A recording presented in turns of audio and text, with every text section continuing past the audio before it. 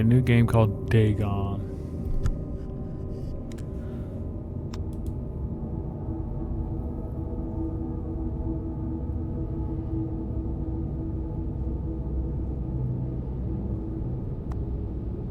I am writing this under an appreciable mental strain, since by tonight I shall be no more.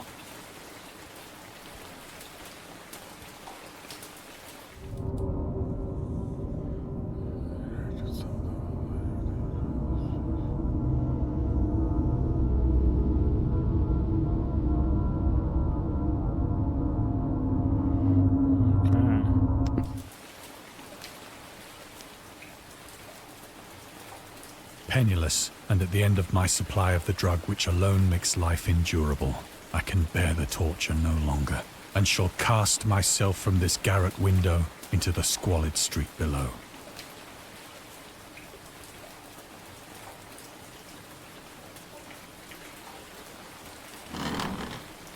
Do not think from my slavery to morphine that I am a weakling or a degenerate.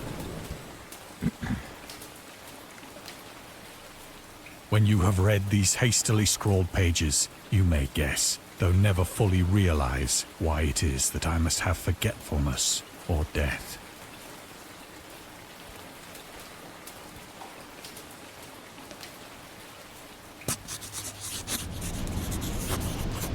It was in one of the most open and least frequented parts of the broad Pacific that the packet of which I was supercargo fell a victim to the German sea raider.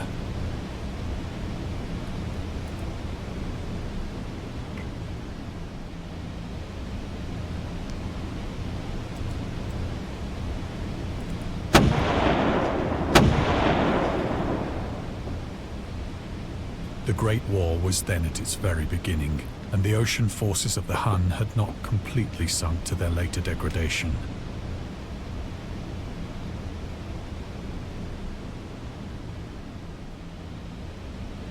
So that our vessel was made a legitimate prize, whilst we of her crew were treated with all the fairness and consideration due us as naval prisoners.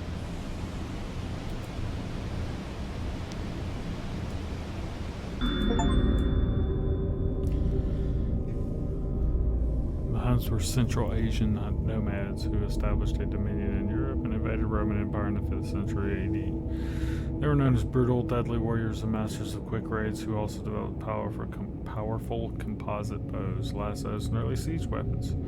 During World War I, the British used the word Hun as a synonym for Germans in order to emphasize their brutality. However, the term originated when the German Emperor Wilhelm II gave a speech to his troops on 27 July 1900 before they embarked to China.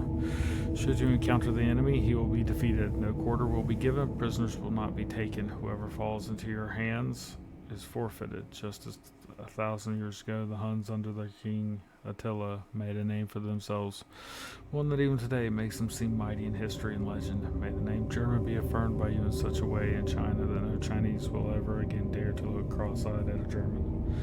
The refusal to take prisoners was a clear breach of the laws and customs of war adopted during the First Hague Convention of 1899.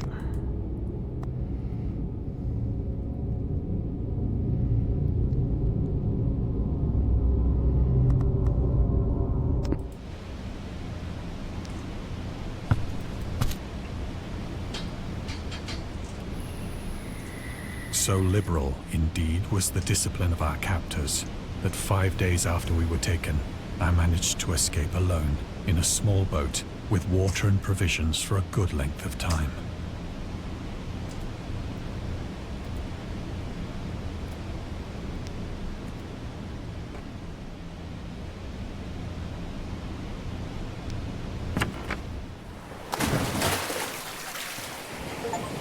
When I finally found myself adrift and free, I had but little idea of my surroundings.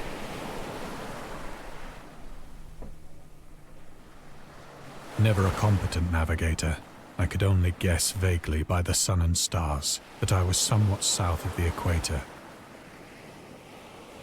Of the longitude, I knew nothing, and no island or coastline was in sight.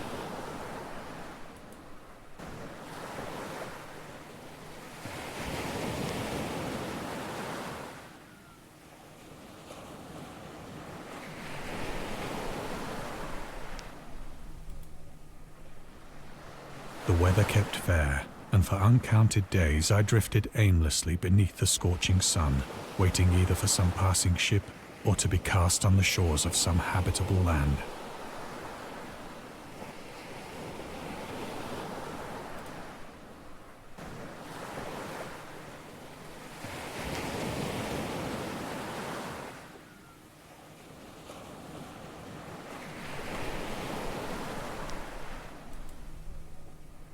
But neither ship nor land appeared, and I began to despair in my solitude upon the heaving vastness of unbroken blue.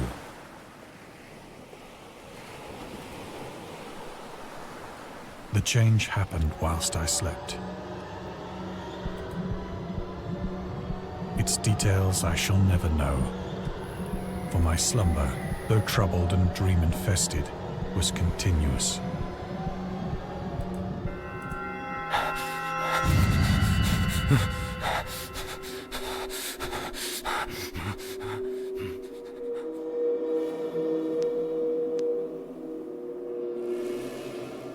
Kept hearing something in my left ear. When at last I awoke, Thought it was my it was cat. to discover What? myself Do it again. half sucked into a slimy expanse of hellish black mire, which extended about me in monotonous undulations as far as I could see, and in which my boat lay grounded some distance away. Though one might well imagine that my first sensation would be of wonder at so prodigious and unexpected a transformation of scenery, I was in reality more horrified than astonished. For there was in the air and in the rotting soil a sinister quality which chilled me to the very core. The region was putrid with the carcasses of decaying fish and of other less describable things which I saw protruding from the nasty mud of the unending plain. Perhaps I should not hope to convey in mere words the unutterable hideousness that can dwell in absolute silence and barren immensity. There was nothing within hearing and nothing in sight save a vast reach of black slime, yet the very completeness of the stillness and the homogeneity of the landscape oppressed me with a nauseating fear. The sun was blazing down from a sky which seemed to me almost black in its cloudless cruelty, as though reflecting the inky marsh beneath my feet.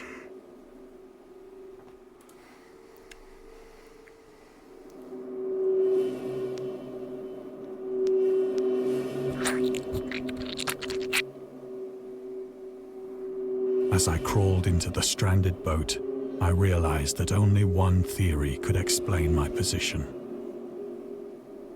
Through some unprecedented volcanic upheaval, a portion of the ocean floor must have been thrown to the surface, exposing regions for which innumerable millions of years had lain hidden under unfathomable watery depths.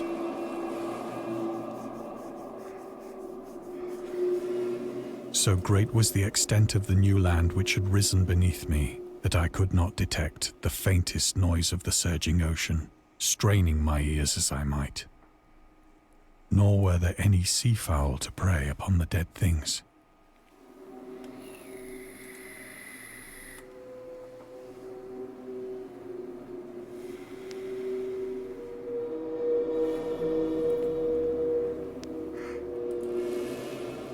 For several hours I sat thinking or brooding in the boat, which lay upon its side and afforded a slight shade as the sun moved across the heavens. As the day progressed, the ground lost some of its stickiness and seemed likely to dry sufficiently for traveling purposes in a short time.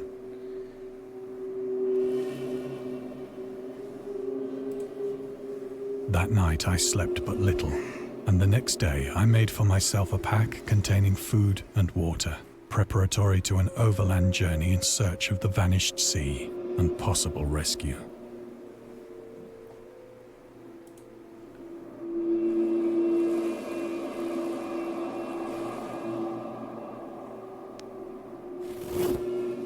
On the third morning, I found the soil dry enough to walk upon with ease. The odor of the fish was maddening, but I was too much concerned with graver things to mind so slight an evil, and set out boldly for an unknown goal.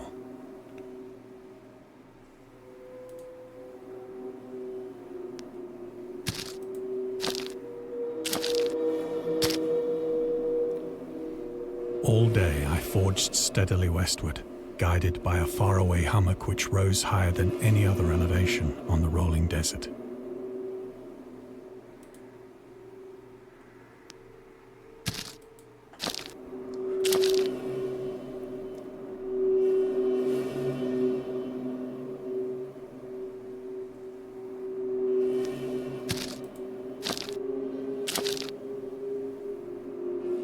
That night, I encamped, and on the following day still travelled toward the hummock, though that object seemed scarcely nearer than when I had first espied it.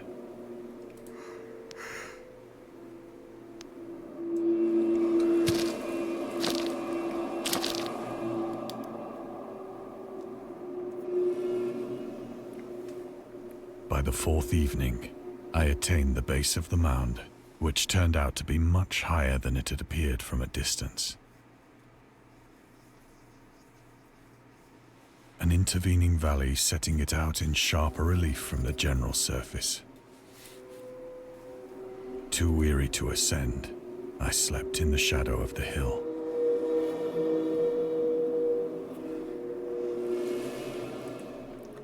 I know not why my dreams were so wild that night, but ere the waning and fantastically gibbous moon had risen far above the eastern plain,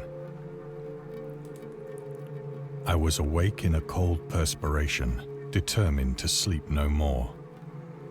Such visions as I had experienced were too much for me to endure again, and in the glow of the moon I saw how unwise I had been to travel by day. Without the glare of the parching sun, my journey would have cost me less energy. Indeed, I now felt quite able to perform the ascent which had deterred me at sunset. Picking up my pack, I started for the crest of the eminence.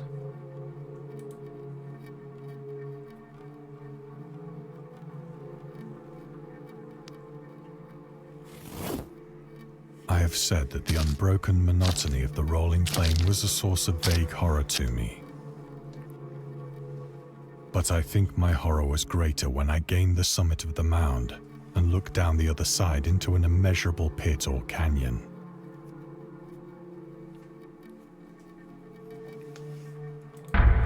Whose black recesses the moon had not yet soared high enough to illumine. I felt myself on the edge of the world, peering over the rim into a fathomless chaos of eternal night. Through my terror ran curious reminiscences of Paradise Lost, and of Satan's hideous climb through the unfashioned realms of darkness. As the moon climbed higher in the sky, I began to see that the slopes of the valley were not quite so perpendicular as I had imagined.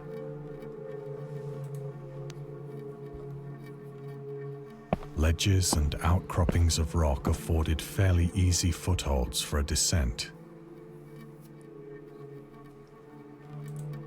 whilst after a drop of only a few hundred feet, the declivity became very gradual.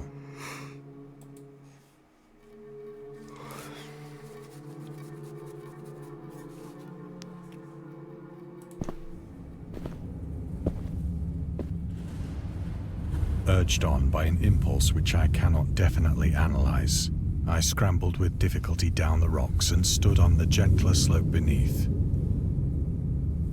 gazing into the Stygian deeps, where no light had yet penetrated. All at once, my attention was captured by a vast and singular object on the opposite slope, which rose steeply about 100 yards ahead of me. An object that gleamed whitely in the newly bestowed rays of the ascending moon.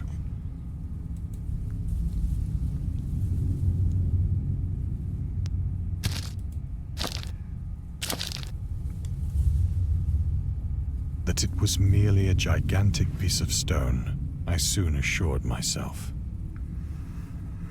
But I was conscious of a distinct impression that its contour and position were not altogether the work of nature. A closer scrutiny filled me with sensations I cannot express. For despite its enormous magnitude, and its position in an abyss which had yawned at the bottom of the sea since the world was young, I perceived beyond a doubt that the strange object was a well-shaped monolith, whose massive bulk had known the workmanship and perhaps the worship of living and thinking creatures. Dazed and frightened, yet not without a certain thrill of the scientist's or archaeologist's delight, I examined my surroundings more closely.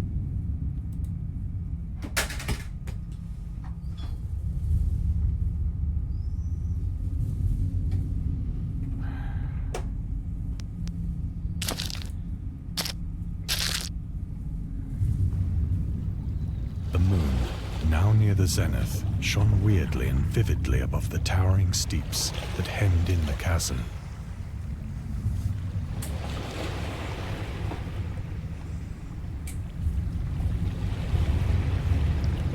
And revealed the fact that a far-flung body of water flowed at the bottom, winding out of sight in both directions and almost lapping my feet as I stood on the slope. Across the chasm, the wavelets washed the base of the Cyclopean monolith, on whose surface I could now trace both inscriptions and crude sculptures.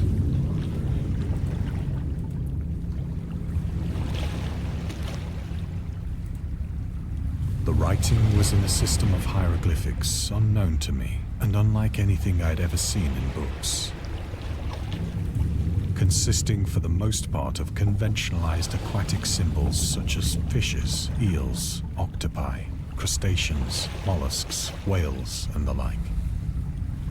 Several characters obviously represented marine things which are unknown to the modern world, but whose decomposing forms I had observed on the ocean-risen plain.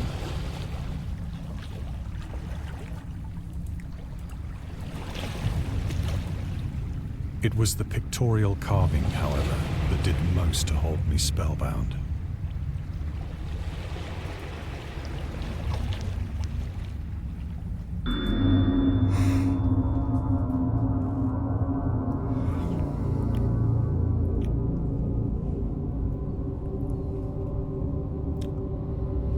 Dagon contains many themes and storytelling methods that Lovecraft developed in his later works, such as telling the story through carvings at the Mountains of Madness and the Nameless City, journals and characters' notes, the Shadow of Time, the Haunter of the Dark, islands emerging from the ocean, the Call of Cthulhu, or fictional beings and deities based on real events and mythologies, Miko in The Whisper in the Darkness. It's also considered the origin of the popular Cthulhu mythos. Some of Lovecraft's other stories also conclude in a manner similar to Dagon. But let's skip the details in order to not spoil it. Not to spoil the ending.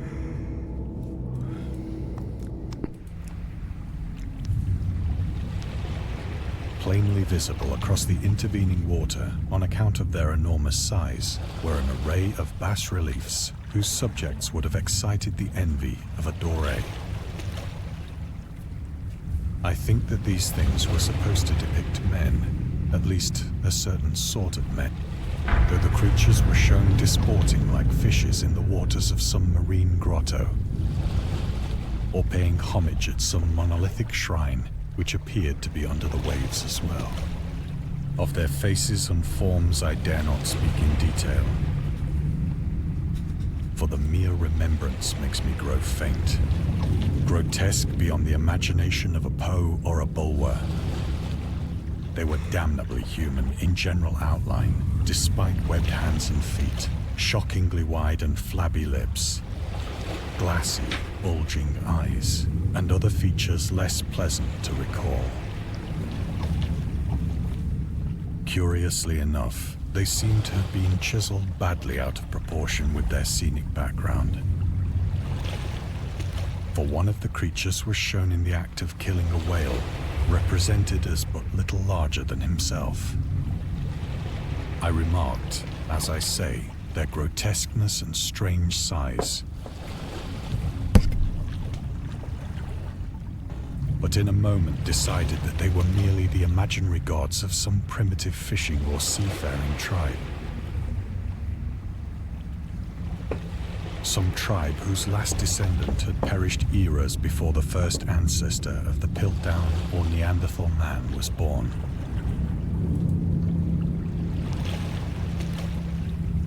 Awestruck at this unexpected glimpse into a past beyond the conception of the most daring anthropologist,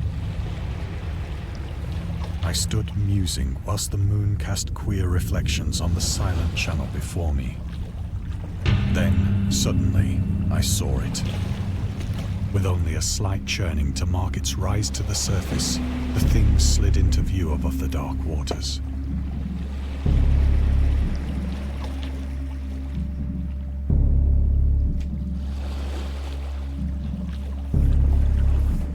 Damn cats won't leave things alone. And loathsome, it darted like a stupendous monster of nightmares to the monolith, about which it flung its gigantic scaly arms, the while it bowed its hideous head and gave vent to certain measured sounds.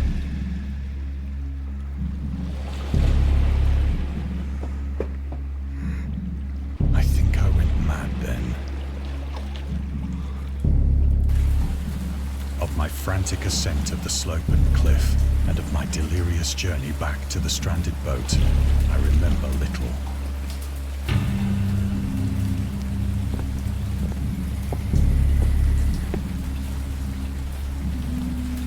I believe I sang a great deal, and laughed oddly when I was unable to sing.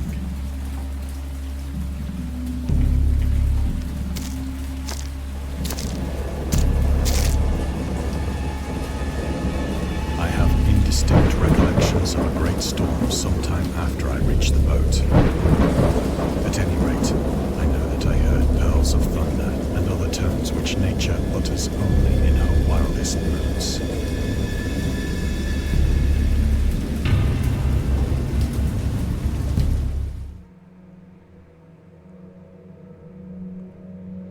When I came out of the shadows, I was in a San Francisco hospital, brought thither by the captain of the American ship which had picked up my boat in mid-ocean. In my delirium, I had said much, but found that my words had been given scant attention. Of any land upheaval in the Pacific, my rescuers knew nothing, nor did I deem it necessary to insist upon a thing which I knew they could not believe.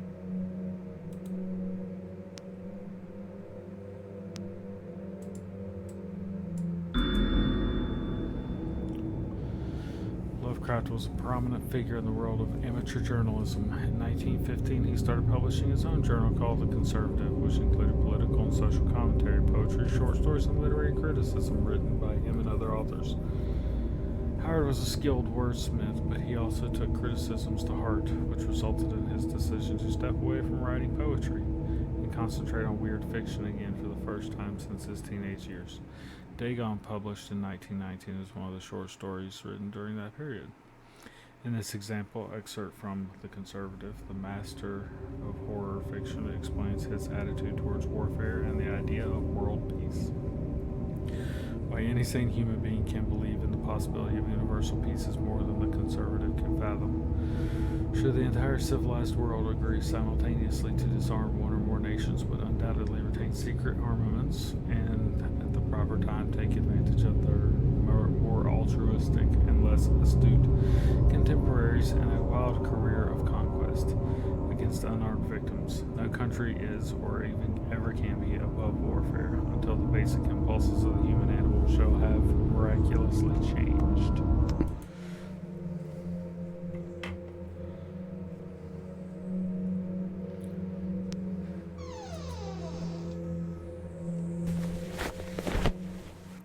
Once I sought out a celebrated ethnologist and amused him with peculiar questions regarding the ancient Philistine legend of Dagon, the fish god.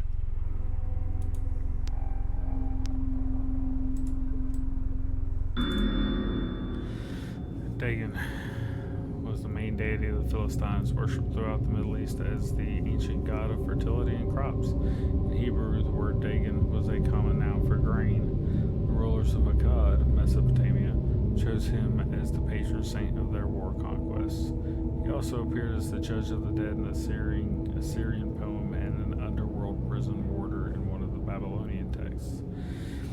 He is often mistakenly taken for a fish god due to the wrong interpretation of his name, as in Hebrew the word dag means fish. In H.P. Lovecraft's words, Dagon is an underwater deity ruling over the deep ones, a humanoid race with fish traits that resides in the oceans.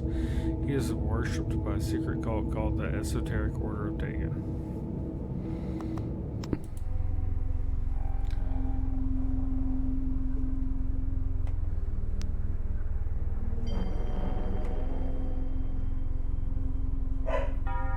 This is featured in The Shadow over Innsmouth. But soon perceiving that he was hopelessly conventional, I did not press my inquiries. Necronomicon.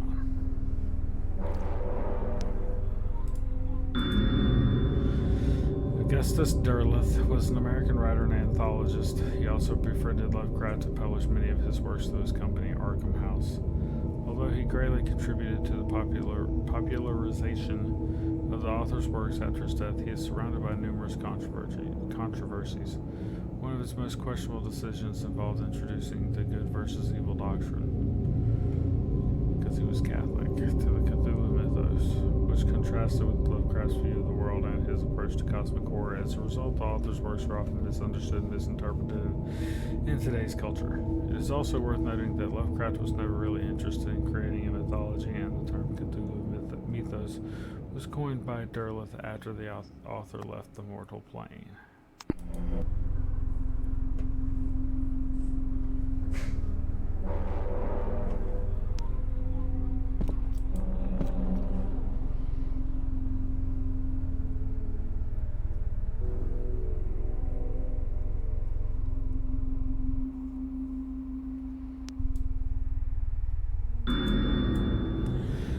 These days, the word scientist is a widely accepted term, but at the time Dagon was published, it was subject to a wide debate. After the author used it in the story, critics pointed out that man of science was a more appropriate term to employ. He admitted in defense of Dagon that if Dagon were to be reprinted, he would indeed use the phrase they suggested. Scientist was coined as an analog to artist, to be used when referring to those studying different branches of science. Yet, in the 19th and early 20th century, scientific researchers in Great Britain and the United States were of the opinion that man of science, resembling the term man of letters, was the only proper choice. Among other things, it was gender specific, indicating that science was an endeavor to be pursued by only one sex. The term scientist became more accepted only after World War II, and man of science started fading into obscurity as an old-fashioned synonym.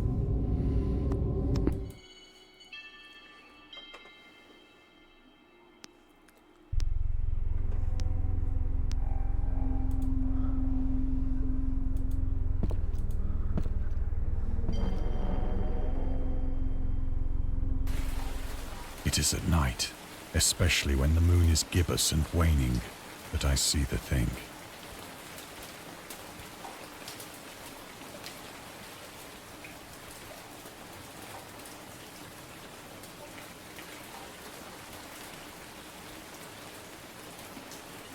I tried morphine, but the drug has given only transient surcease, and has drawn me into its clutches as a hopeless slave. So now I am to end it all, having written a full account for the information or the contemptuous amusement of my fellow men.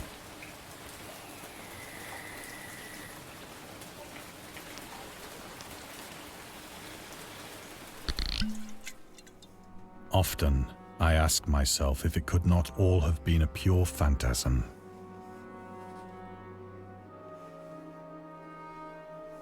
A mere freak of fever as I lay sun-stricken and raving in the open boat after my escape from the German man of war. This I ask myself, but ever does there come before me a hideously vivid vision in reply. I cannot think of the deep sea without shuddering at the nameless things that may at this very moment be crawling and floundering on its slimy bed, worshipping their ancient stone idols and carving their own detestable likenesses on submarine obelisks of water-soaked granite. I dream of a day when they may rise above the billows to drag down into their reeking talons the remnants of puny, war-exhausted mankind. Of a day when the land shall sink and the dark ocean shall ascend amidst universal pandemonium.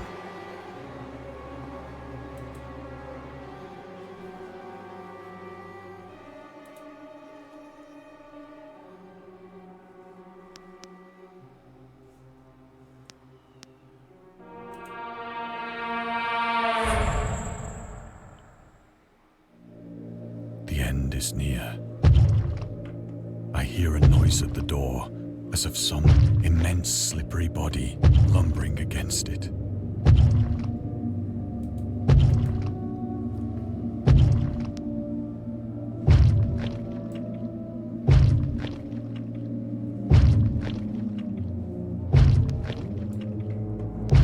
It shall not find me.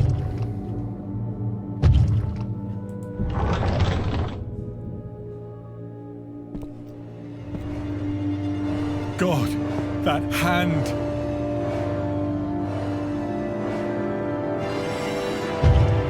The window! The window!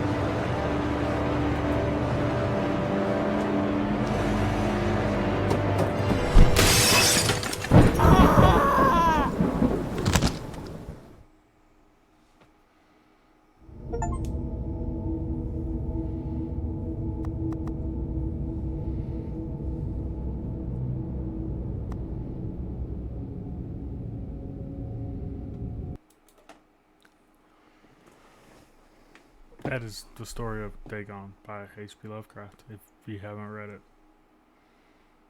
It's very true to the story.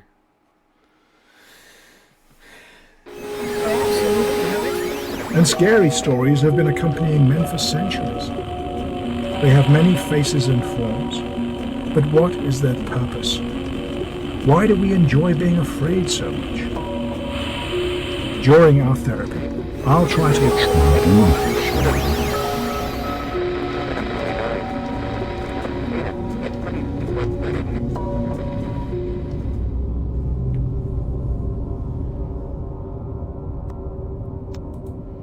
I'll look at that some other time.